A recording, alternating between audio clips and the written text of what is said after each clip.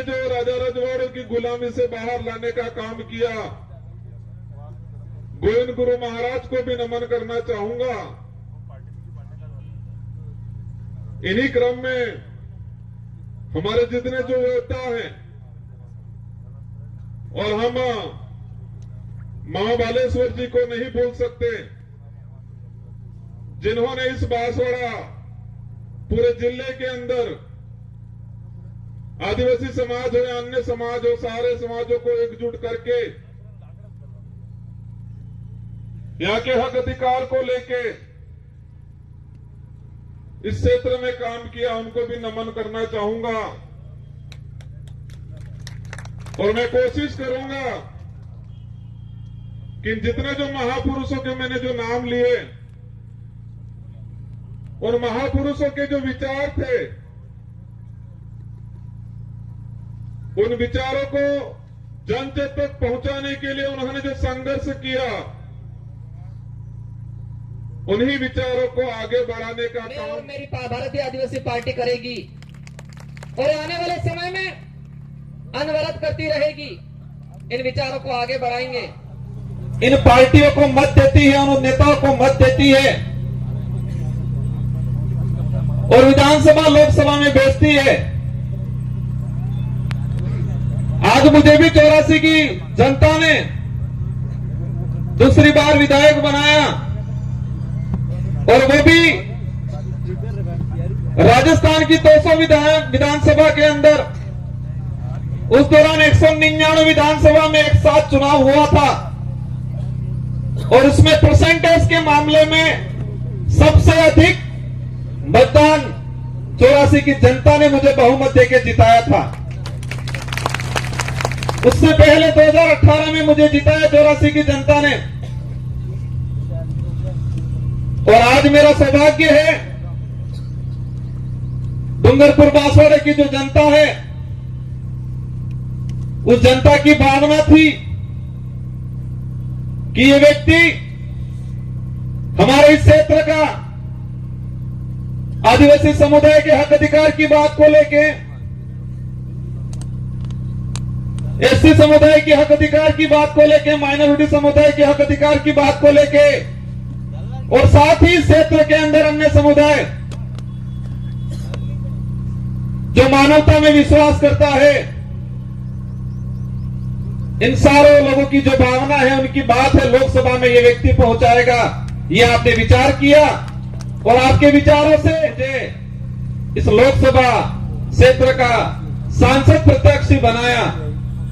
और मैं उम्मीद करूंगा कि जिस भावना से आपने मेरा सिलेक्शन किया है, उसी भावना से मेरा इलेक्शन भी करोगे, ये मुझे उम्मीद है आप सबसे। मैं आप सबको भरोसा भी दिलाना चाहूंगा, इस देश को आजाद कराने में इस क्षेत्र के अंदर आजादी से पहले जो शोषणकारी नीति वाले लोग थे, उनके खिलाफ ये जो जितने जो महापुरुष हैं, उन महापुरुषों ने अपने विचारों के माध्यम से इस क्षेत्र में जन जागरण किया, लोगों को जागरूक किया और अपने हक अधिकार के प्रति लड़ने के लिए प्रेरित किया। और मैं वही विचार, ये जो महापुरुष हैं, उन महापुरुषों के जो उद्देश्य थे, इन उद्देश्यों को उन्हीं के विचारों के माध्यम से मैं पूरे करने की कोशिश करूंगा। साथ ही आज का जो कार्यक्रम है,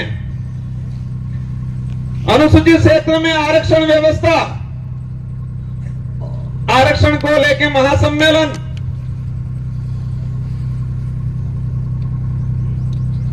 ये जो शब्द है, ये शब्द आते ही कई सवाल पैदा करता है अपने दिमाग में कि हमारा देश का संविधान लागू हुआ 1950 को, और आज 2024 हो गया, और अभी तक उस संविधान के अंदर जो प्रावधान थे, उन प्रावधानों को आज तक धरातल पे लागू नहीं किया। उस बात को लेके बांसवाड़ा, डूंगरपुर और पूरे देश का एसटी एससी माइनॉरिटी समुदाय संविधान को धरातल पे लागू करो, उस बात को लेके आंदोलन कर रहा है। बड़े दुख की बात है कि संविधान बना और देश पे जो लागू हुआ, हम कहते हैं 26 जनवरी 1950 को, लेकिन मूल रूप से उसके संविधान के अंदर जो प्रावधान थे वो प्रावधान आज तक धरातल पे लागू नहीं हुए हैं। और देश के अंदर हमारे राष्ट्रीय पार्टी के लोग कहते हैं देश विकासशील से विकसित हो रहा है, कहते हैं विश्व के अंदर हमारे भारत देश एक विकसित राष्ट्र की श्रेणी में आने लग गया है। लेकिन देश के अंदर देखा जाए, आज से 5 साल पहले जिस 5वीं स्कूल के अंदर 70 बच्चे पढ़ रहे थे और आज उसी 5वीं स्कूल के अंदर 35 बच्चे पढ़ रहे हैं। आज से 5-10 साल पहले हमारे देश के प्रत्येक नागरिक पे जो कर्जा था, और आज देखें वो कर्जा 4 गुना तेजी से बढ़ रहा है। आज जो कुपोषण का जो स्थिति है, आज से 5 साल पहले कुपोषण नहीं मिलेगा जितना आज कुपोषण है। जो देश में मीडिया के माध्यम से, मैं सारे मीडिया पे सवाल नहीं करना चाहता, लेकिन कुछ मीडिया वाले ऐसे लोग हैं जो देश की सच्चाई को छुपा रहे हैं और पार्टियों के इशारों पे, सरकारों के इशारों पे देश के लोगों तक गुमराह करने वाली बातें फैलाई जा रही है। इस देश के लोगों को अंधकार में रखा जा रहा है और हम देश में वर्तमान देख सकते हैं। मेरा वक्तव्य क्या है? हमारा पढ़ा लिखा बेरोजगार युवा वो भी कंफ्यूज रहता है कि आरक्षण क्या है। और दुख की बात यह है कि हमारे पाठ्यक्रम में बेमतलब की चीजें डाली जा रही है। अगर देश के अंदर आरक्षण को लेकर जो चल रहा है, कुछ लोग कहते हैं भ्रमित किया जा रहा है। देश के आरक्षित वर्ग को, युवाओं को अगर क्लियर करना चाहिए था तो संविधान के अंदर जो आरक्षण व्यवस्था रखी गई है उसको हमारे पाठ्यक्रम में लागू कर दिया होता तो आज हर युवा को पता होता कि मेरा रिजर्वेशन संविधान के अंदर इतना है, शेड्यूल एरिया में इतना है, नॉन समाज का नहीं हो सकता है, वो आपका कभी नहीं हो सकता है। ये विचारधारा सच्चाई को लेकर लड़ रहे हैं। ये विचारधारा हम कहते हैं, हम आदिवासी समाज में पैदा हुए हैं, मेरा पहला फर्ज बनता है कि मैं मेरे परिवार के लिए, मेरे समाज के लिए बात रखूं। साथ ही क्षेत्र के अंदर हमारे एसटी समुदाय के भाई हैं, माइनॉरिटी समुदाय के भाई हैं, इसके अलावा किसी भी वर्ग का गरीब भाई है, उसकी कोई भी बात होगी, कोई भी समस्या होगी, उसका निराकरण करेंगे हम लोग। और ये देख सकते हो हमारे 84 क्षेत्र के अंदर हर व्यक्ति ने हमको मत दिया और मुझे मेरी विधानसभा में प्रचार करने की जरूरत नहीं पड़ी थी। हमारे कार्यकर्ताओं ने मोर्चा संभाल लिया था और हाईएस्ट मत राजस्थान में टॉप 2 में लाके रख दिया मुझे। आरक्षण व्यवस्था को लेकर कुछ आंकड़ा मैंने क्लियर किया है, अलग अलग डिपार्टमेंट की भर्तियों का, लेकिन इस मंच के सामने ही हमारे खाकी वर्दी वाले भाई दिख रहे हैं, इसलिए मैं उनके डिपार्टमेंट का कुछ आंकड़ा बता दूंगा।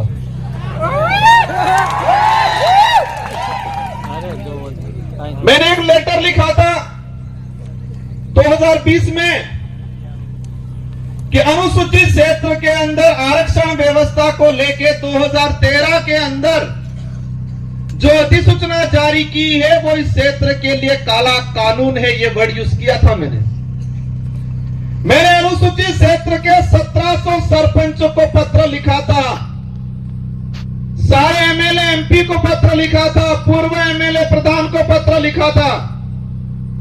मैंने 2000 के करीब लेटर लिखे थे और उस लेटर में हेडिंग लिखी थी कि 2013 की अधिसूचना आदिवासी समुदाय के लिए काला कानून है, ये वर्ड यूज किया था मैंने। और उसी वर्ड को मैं आज एक्सप्लेन करना चाहूंगा। मैंने क्यों बोला था ये। समय का अभाव है, मैं शॉर्टकट निपटूंगा। हमारे साथ जो अन्याय हुआ है, हमारे साथ जो धोखा हुआ है, हमारे युवाओं की भावनाओं के साथ खिलवाड़ हुआ है, वो सभी गांठ बांध के रखना है, वो गुस्सा अंदर समाहित करके रखना है। और जब लोकतंत्र में एक अवसर आता है हर 5 साल में, उस दिन ये बदला एक साथ लेना है और उनका रगड़ा निकालना है। 2013 की अधिसूचना हुई पुलिस डिपार्टमेंट की भर्ती 2013, 2016 और 2018।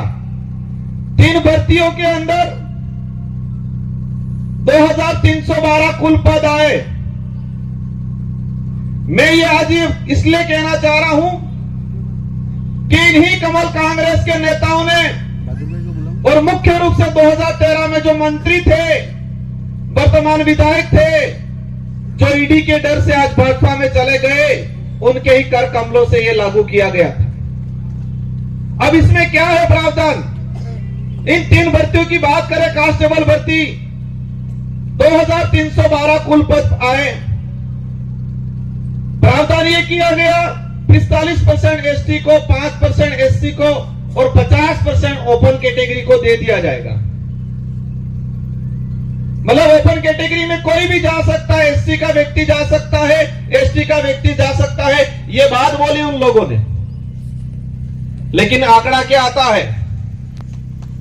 मैं ऑल ओवर अगर बात करूं, एसटी को मिले 828, 2312 में से एसटी को मिले 828 और वो 35% पद मिले, 45% पूरा नहीं मिला। वही बात करें ओपन कैटेगरी के जो पद आए 1156 और मिले 1359, 58%। और उसमें एसटी एससी का रिजर्व कैटेगरी के लड़के गए 12 लड़के। और वही ये सामने खड़े में कहना चाह रहा हूं, उनकी पदोन्नति होती है, उनके पदों की गणना अपने कैटेगरी में लेते हैं। और कुछ नेता कहते हैं, ये बात इसलिए एक्सप्लेन कर रहा हूं मैं, हर व्यक्ति को अपना हक मांगने का अधिकार है। एक बाप के अगर 4 बेटे हैं, 3 बेटों के साथ अन्याय होता है और एक बेटा इस सारी जमीन लेके खड़ा खाता है, तो क्या 3 बेटे आवाज नहीं उठाएंगे? तो इस क्षेत्र में हमारा अन्य समाज का व्यक्ति रहता है, उनसे भी कोई दुश्मनी नहीं है, उनकी भी वाजिब मांग को हम रखेंगे।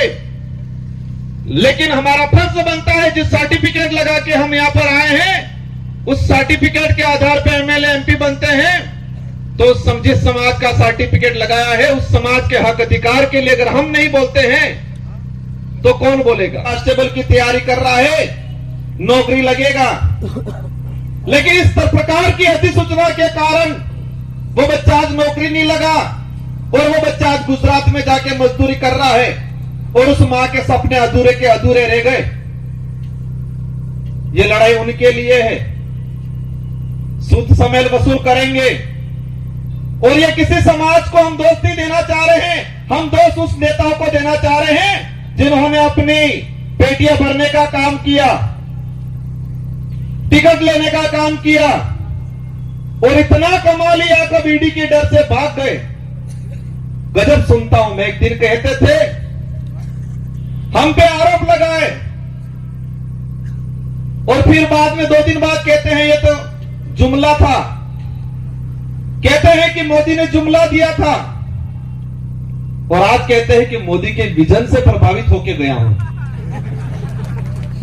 मोदी जी के जुमले के विजन से प्रभावित हो गए हैं, इसका मतलब ये क्लियर है कि वो भी जुमलेबाज से कम नहीं है।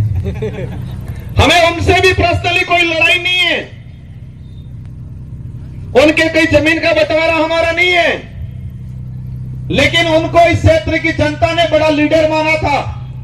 हमारे बड़े बुजुर्गों ने आशा रखी थी उनसे कि ये नेता है बड़ा, हमारे लिए, हमारे क्षेत्र के लिए कुछ अच्छा करेगा। इन आशाओं पे पानी फेरने का काम किया है। मुझे कहीं में व्याख्याता लगने चाहिए, बेरोजगारी खत्म होनी चाहिए। हमारा अनाज जो पक रहा है उसको एमएसपी रेट मिलनी चाहिए, बात नहीं करेगी। बीजेपी भी वो बात नहीं कर रही है।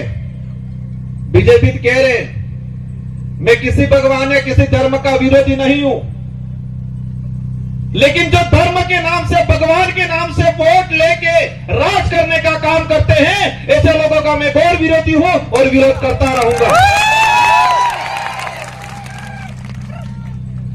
यहां पर हुआ था, जिनको आज हम ज्ञापन देने जा रहे हैं, ये माही विस्थापित होके लोग कडेनावर पे, ये माही डैम से विस्थापित होके लोग प्रतापगढ़ में रह रहे, आपके आसपास तो रह रहे, लेकिन मध्य प्रदेश के नीमच के अंदर लोग रह रहे हैं। और जो ये डांस ऑफ इंडिया में जो 5 बच्चियां गई थी, जिनका आपने सबने नाम सुना होगा, गली गर्ल्स के नाम से जो लड़कियां हैं, नीमच में रहती है, झोपड़ियों में रहती है, उनके मां बाप मजदूरी करते हैं, आज तक भी उनको जमीन का पट्टा नहीं मिला है। वो नीमच के नहीं है, ये माही से विस्थापित हो और ऐसे नाम से नामकरण करना चाह रहे हैं। करना है तो इस क्षेत्र में जो लोग थे, किसी भी समाज का व्यक्ति हो, एससी का हो, ओबीसी का हो, किसी भी जिस व्यक्ति ने इस क्षेत्र के लिए काम किया है, मामा बालेश्वर आदिवासी नहीं थे, लेकिन आदिवासी समाज आज उनको भगवान की तरह पूछता है, क्योंकि आदिवासी के लिए काम किया। हम हर उस व्यक्ति का, हर उस समाज का सम्मान करेंगे जो मानवता में विश्वास करता है, और उस हर व्यक्ति और उस हर धर्म का विरोध करेंगे जो छुआछूत, भेदभाव, उच्च नीच करता है।